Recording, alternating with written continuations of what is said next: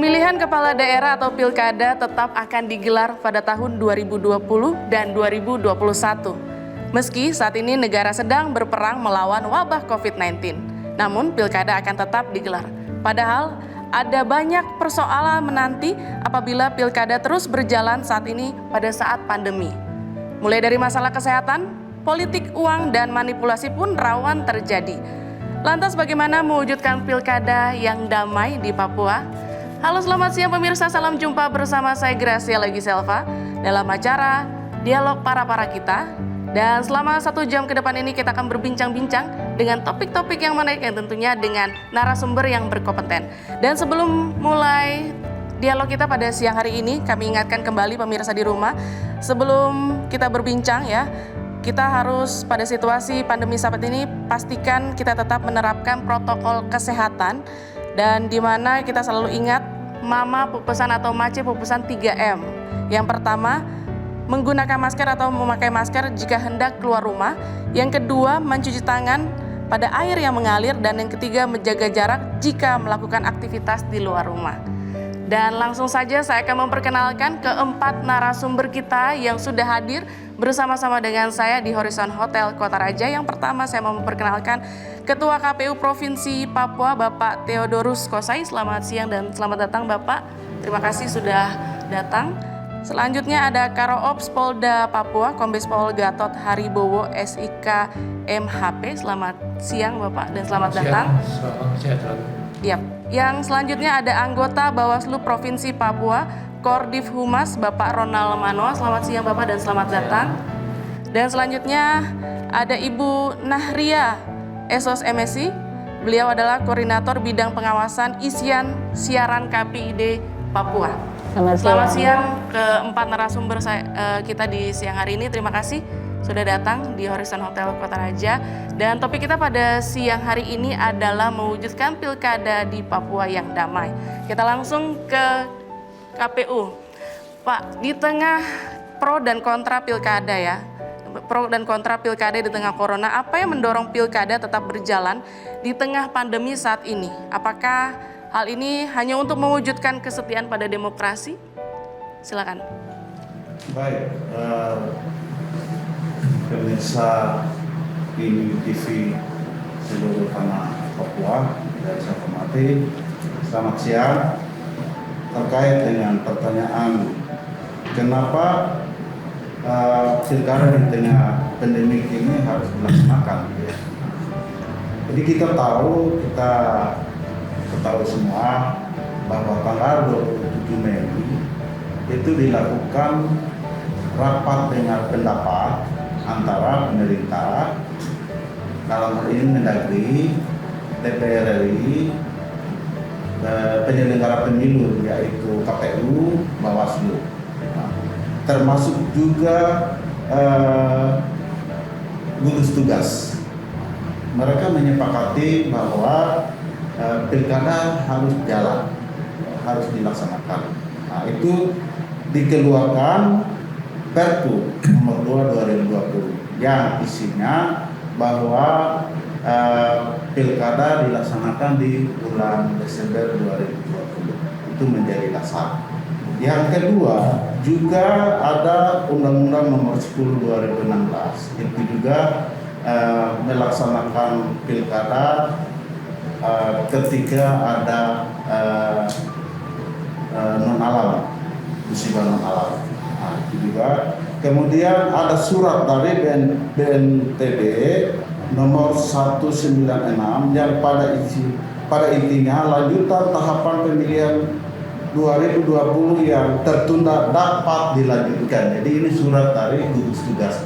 Nah, jadi ada kesepakatan di situ untuk pilkada harus jalan. Dan itu yang pertama. Yang kedua, ini adalah hajatan negara, kebijakan negara, politik negara, kesepakatan antara para pihak penyelenggara. Maka KPU provinsi dan KPU kabupaten itu adalah eksekutor. Sementara KPU RI itu adalah regulator bersama pemerintah, bersama DPR, yaitu ya pengambil kebijakan, regulator mereka. karena itu ya ini harus jalan. Jadi ya kalau mau ditanya kenapa di bidang lain tidak jalan, tapi kenapa KPU-nya harus laksanakan tahapan, ya untuk kami KPU daerah, KPU Papua maupun beberapa KPU di kabupaten, ya kita tidak bisa memutuskan sesuatu yang sudah diputuskan final oleh negara gitu kan. Jadi ini sudah final, nah, namun ada aturannya di sini. Nah, di PKPU nomor 6 2020 itu dijelaskan seluruh tahapan pemilihan umum itu menggunakan protokol. Nah, sejak tanggal 15 Juli itu pilkada mulai dengan pelantikan PPS itu sudah jalan, dan kita KPU khususnya untuk KPU Papua yang saat ini bawahi 11 KPU kabupaten itu sudah menerapkan protokol. Kita juga sudah melakukan rapid test, itu sudah lakukan. Sekarang kita akan mendorong untuk test swab-nya gitu. Nah, sehingga ketika komisionernya atau pihak penyelenggara dalam melaksanakan seluruh tahapan memastikan ada 2, penyelenggaranya harus sehat. Yang kedua, penyelenggaranya harus selamat dari kondisi ini gitu. Nah, itu sudah memang dituangkan dalam PKPU nomor 6, perubahan PKPU nomor 10, perubahan PKPU nomor 13 sekarang. Pilkada di tengah pandemi. Kira-kira itu ya. Untuk mekanismenya seperti apa Pak Ketua? Mekanismenya ya KPU melaksanakan semua tahapan ini tidak bisa keluar dari aturan. Aturan sudah ada, regulasi sudah ada. Nah, jadi seluruh tahapan itu kita laksanakan sesuai dengan PKPU nomor 5. PKPU nomor 5 2020. Di situ ada jadwal tahapannya. Jadi kita tidak bisa keluar dari tahapan, tapi juga ada regulasi-regulasi lain yang sampai saat ini kita pada tahap kampanye. Jadi seluruh proses-proses lain, tahapan lain itu sudah dilakukan. Mulai dari rekrutmen badan ad hoc, jadi pembentukan PPD, PPS itu sudah dilakukan. Kemudian pemutakhiran data saat ini sedang jalan, pemutakhiran data penduduk saat ini sedang jalan, yang nantinya penetapan menjadi DPT-nya tanggal 9 sampai 16 Oktober. Nah itu. Kemudian yang lain saat ini juga sebelumnya kemarinnya ada pencalonan sampai penetapan. Itu juga sudah dilaksanakan. Jadi ini sudah ditetapkan beberapa KPU. Misalnya paling banyak itu Supiori ada 5 yang sudah ditetapkan sebagai calon. Kemudian Waropen 3, Mamberamo-Raya 4, Nabire 3, Asmat 2, Merauke 3, Bovendigul 4, Kerom 3, Pegunungan Bintang 2, Yahukimo 2, Jalimo 2. Jadi ini semua sudah ditetapkan. Nah, saat ini KPU sedang menyiapkan data, tapi juga sedang rekrutmen. Nah, itu mulai dari pengumuman rekrutmen KPPS. Nah, KPPS ini nanti dia bekerja 1 tahun. Pelantikannya tanggal 23 November, dia berakhir di 24 Desember. Nah, dan juga saat ini sedang dilaksanakan kampanye. Kampanyenya 71 hari. Nah, mulai dari 26 September sampai dengan berakhir 5 Desember. Baik. Oke, kita ke Polda Papua, Pak Gatot. Dari Polda Papua sendiri, apakah sudah melakukan pemetaan daerah yang rawan khusus untuk di Papua? Baik. Terima kasih. Selamat siang pemirsa iNews. Untuk pertanyaan kesiapan Polda Papua dalam rangka pengamanan 11 kabupaten di wilayah Papua ini, jauh-jauh hari Polda Papua sudah melakukan pemetaan dari hasil intelijen.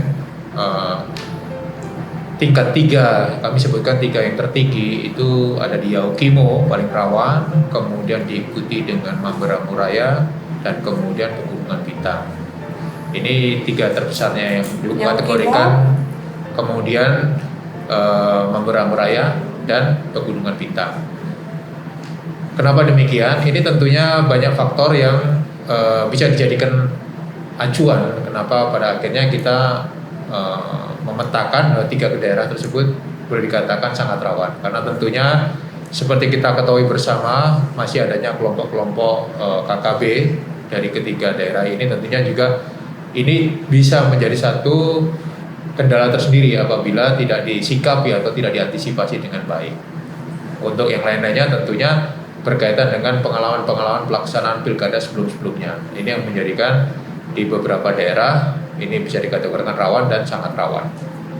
Untuk kesiapan Polda Papua di dalam rangka pengamanan pilkada ini, secara total kita mempersiapkan ada sekitar 3.960-an personil. Itu dari 11 kabupaten atau 11 Polres, kemudian di backup oleh Polda. Itu juga masih kita persiapkan, kita sudah bersurat ke Mabes Polri untuk penambahan pasukan khususnya BRIMOB yang nanti akan didatangkan sebanyak 3 SSK. Memang pilkada-pilkada sebelumnya Pak, sebelum corona ini berapa personil yang diturunkan? Apakah ada penambahan pada saat pandemi ini atau? Yang terakhir yang kita laksanakan tetap juga kita meminta pada Mabes Polri untuk dilakukan penebalan pasukan. Berarti jumlahnya standar dong? Artinya kalau bicara standar itu bisa jumlahnya berbeda. Artinya pada saat kemarin itu dilaksanakan Pilgub itu jauh lebih besar memang, tetapi ini kan bukan berarti pelaksanaannya ini tidak rawan, tetapi namun demikian ini sudah melalui perhitungan kita dari 11 kabupaten ini, karena tidak semua kabupaten melaksanakan, tapi kalau saya bercontoh seperti Pilgub, semua kabupaten akan melaksanakan seperti itu. Jadi jumlahnya juga tetap kita meminta tambahan PKO dari Mabes Polri, tapi namun demikian jumlah masih lebih sedikit dibanding pada saat pelaksanaan pilkada gubernur. Berapa jumlah satuan yang diminta Pak dari Mabes Polri? 3 SSK. 3 SSK itu sejumlah kurang lebih sekitar 300 personil dari BRIMOB. Oke, baik. Kita ke Bawaslu terlebih dahulu, kita lanjut. Dan ini Bawaslu, kita tahu Bawaslu ini sebagai wasit dalam penyelenggaraan pilkada. Nah, pada saat seperti ini untuk pengawasannya seperti apa? Pilkada di saat pandemi. Baik, Bawaslu memiliki tanggung jawab yang sangat berat di masa pilkada di tengah pandemi, karena kita bukan hanya mengawasi teknis tahapan, tetapi kita juga kemudian harus mengawasi bagaimana jangan sampai ada pelanggaran protokol COVID-19. Berkaitan dengan terwujudnya pilkada yang damai, itu bagi Bawaslu sendiri ada 3 komponen utama. Yang pertama, integritas dan profesionalisme dari penyelenggara, baik KPU maupun Bawaslu. Itu pertama. Karena kalau teman-teman KPU dan Bawaslu tidak independen, tidak profesional, itu akan memicu konflik. Itu satu. Yang kedua, kepatuhan peserta. Jadi pasangan calon, tim sukses, dan partai politik dan semua simpatisan itu harus patuh pada peraturan perundang-undangan. Yang ketiga, kedewasaan partisipasi masyarakat. Masyarakat sudah harus menyadari bahwa ini bukan pilkada normatif. Ini pilkada berdampingan dengan pandemi COVID-19 yang bukan hanya menjadi masalah lokal, tapi masalah internasional. Kita semua harus bisa dewasa dan kemudian menahan diri untuk melakukan hal-hal yang menyebabkan pelanggaran protokol COVID. Yang keempat itu sinergitas lembaga. Berkaitan dengan tadi pertanyaan bagaimana Bawaslu melakukan pengawasan, saya masuk pada poin sinergitas lintas lembaga itu. Bawaslu menganggap bahwa perlu ada sebuah terobosan, sehingga Bawaslu lewat surat edaran 567 tanggal 23 September itu akan ada pembentukan Pokja Covid di seluruh Bawaslu Kabupaten seluruh Indonesia, provinsi, khusus Papua di 11 kabupaten. Personil yang ada di dalam Pokja ini dikomandoi oleh Bawaslu, kemudian wakilnya nanti KPU. Di dalamnya juga ada teman-teman kepolisian, TNI, Satpol PP, Kejaksaan, Satgas Covid, dan dari Kejaksaan. Sehingga beban kerja tambahan di pandemi yang berkaitan dengan penegakan disiplin protokol COVID itu bukan hanya tugas beban itu dibebankan kepada Bawaslu sendiri, karena personil Bawaslu saja sangat sedikit. Misalnya di satu kabupaten yang komisioner Bawaslu hanya 3 orang atau 5 orang, bagaimana mungkin bisa menangani ratusan atau ribuan orang yang melanggar? Untuk itulah Pokja ini dibentuk dan kemudian bersinergi. Tanggung jawab utama dari Bawaslu itu adalah melakukan pencegahan. Jadi pencegahan yang maksimal itu lewat pembentukan Pokja COVID. Jadi tugas Pokja ini melakukan pencegahan, pengawasan, dan penindakan. Dan kita akan memaksimalkan pencegahan lewat Pokja ini sehingga baik berkaitan dengan pelanggaran protokol COVID itu nanti kemudian ada teman-teman kepolisian, Satpol PP akan memainkan perannya masing-masing, tapi dikoordinir oleh kami. Objeknya adalah setiap kerumunan pelanggaran protokol COVID bukan umum. Jadi ini pembedaannya dengan Satgas COVID, bahwa objek kita adalah yang berkaitan dengan pilkada, mungkin kampanye atau ada tahapan-tahapan krusial yang itu adalah tanggung jawab kami. Tapi kami bersinergi. Nah, untuk itu kami sudah membentuk di 11 kabupaten Pokja COVID tersebut. Minggu depan di tingkat provinsi kami dari Bawaslu akan buat coffee morning berkaitan dengan hal ini untuk mensinergikan petinggi-petinggi yang ada di tingkat provinsi, baik dari kepolisian di sana, supaya kita semua memahami tugas masing-masing dan itu diturunkan dan kita bisa menciptakan keamanan dari sisi COVID. Berkaitan dengan teknis tahapan, kita juga memaksimalkan pencegahan. Kita harapkan ada kepatuhan dari peserta. Namun kalau pencegahan sudah kami lakukan maksimal, tetap ada pelanggaran, maka kami tetap akan melakukan penindakan. Baik. Untuk penindakan sendiri, Bawaslu sudah melakukan di beberapa kabupaten dan itu memang sangat disayangkan karena harus berujung kepada pengadilan. Dan kita semua tidak inginkan itu terjadi, tetapi itu terjadi. Itu bagian dari kerja-kerja Bawaslu untuk menjaga proses ini tetap berkualitas, taat asas tata aturan, tetapi kemudian juga jangan menyebabkan klaster baru dalam klaster pilkada. Baik, kita akan ke Ibu KPID.